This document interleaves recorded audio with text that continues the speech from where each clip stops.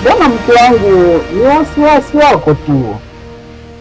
Mimi niko nje tu pale nanyosha viungo tu. Leo sitoki. Leo hapa ndani kwa ndani hapa. Niko ndani kama utumbo leo. Mgonjwa makubwa haya. Hadi nikamtumania shilingi 500 ya matibabu. Samahani, yakuja kwa ubaya. Sasa pindi nitakapofunga macho. Watu muondoka. Jamani dada. Unahitaji kutamka maneno kama hayo kwa mkaka wa watu. Na? Kama kweli. Wewe unanipatia tamaa.